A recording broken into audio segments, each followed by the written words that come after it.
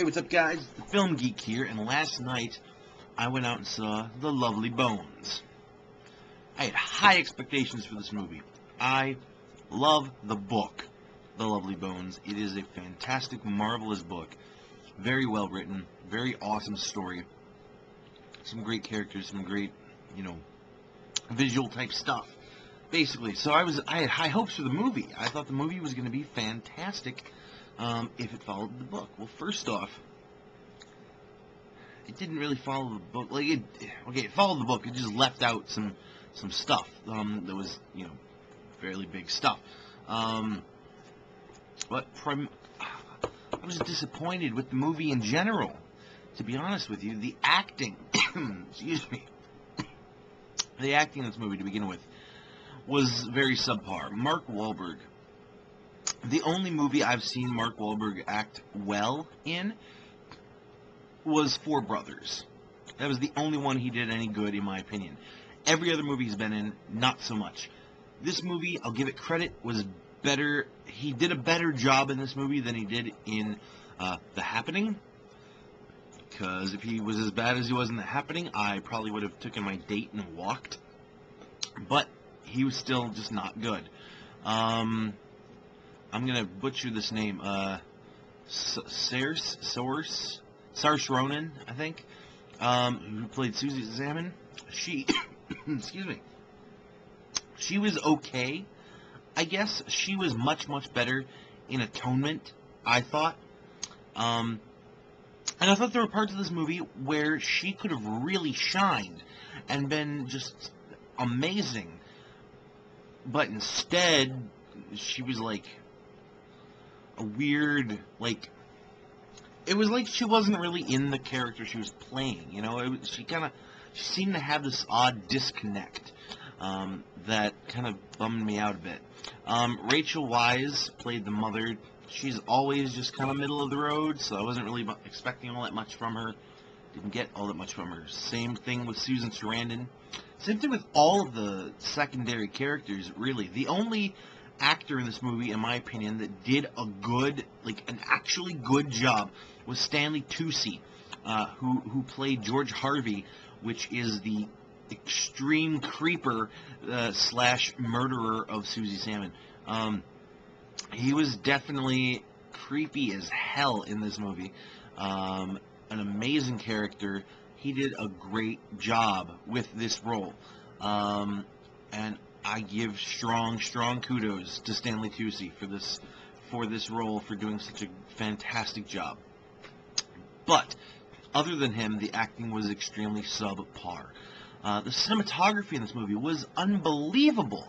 It was a gorgeous movie cinematically to look at. The camera work was just off the hook. There was this one particular angle, for instance, that keeps coming back to me as being the coolest angle I've ever seen, where it was an extreme close-up of him turning pages, and it was at a kind of weird angle that was just very slightly Dutch, extreme close-up, this weird wide-angle lens that was it was wide, you could it was wide angle, but it wasn't fisheye wide angle. It was just a wide lens, close up, cool angle, cool Dutch. It was very, very sweet. And there were a lot of scenes like that had those really cool shots. So the camera work in this movie was brilliant.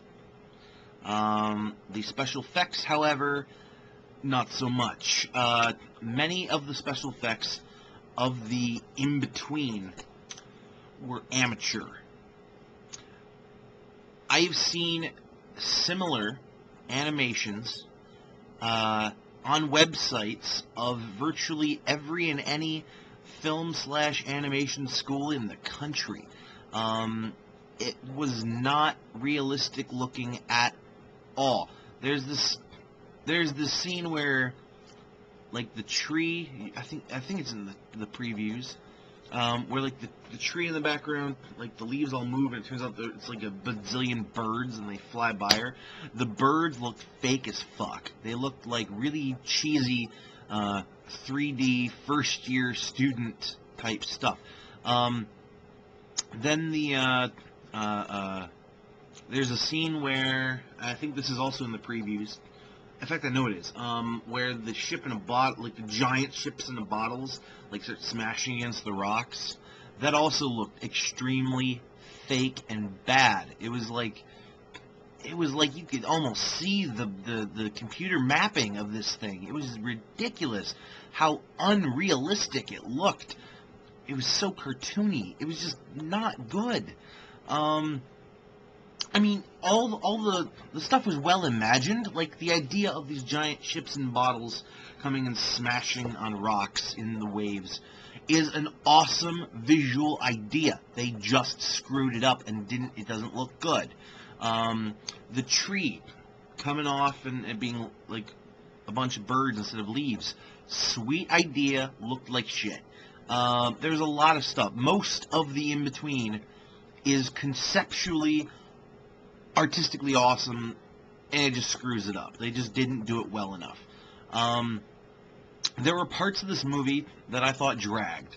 That were slowly paced, and I looked at my granted, I was also getting kind of tired because it was a late show, but it failed to keep my interest for the entire length of the movie. I kept taking out my phone and checking to see what time it was. You know, you don't want that to happen in a movie. You want to be in the movie and, like, not even care what time it is. I looked twice. There are a couple parts of this movie that are extremely artsy-fartsy, okay? Like a very experimental style. The one scene in particular that comes to mind, there's a scene where Susie Salmon is, like, walking through this house, and she basically sees the dude that kills her. He's, like, chilling in a bathtub. And there's, like, blood and mud all over the bathroom, like, in the tub with him, in the sink. It was just but it was a cool-ish scene, but the way it was shot, the way it was lit, the way it was edited, just screamed, film school experimental film. Like, it was just weird, and it, like, took me out of the movie for that whole scene, because I was like, it was almost like watching an entirely different movie. It was like watching a short film that was, like, completely separate from the rest of the movie, except that it had the same characters. You know, it was just such a total disconnect. There were so many disconnects in this movie. I felt like the main actress wasn't really playing the part she was supposed to be playing. I felt like I thought that all of the animation just kind of, like, threw me into a different place. I felt like some of these artsy scenes just were a different movie entirely. And that really upsets me. I really had high hopes for this movie, but it failed on virtually all attempts. The general story was still there, which is cool because it was a great story. The creepy guy was amazing, and the cinematography was mind-blowing. However, its faults are too many to make those few good things give it that high of a rating. I give The Lovely Bones, as sad as I am to say this, a 2.5 out of 5.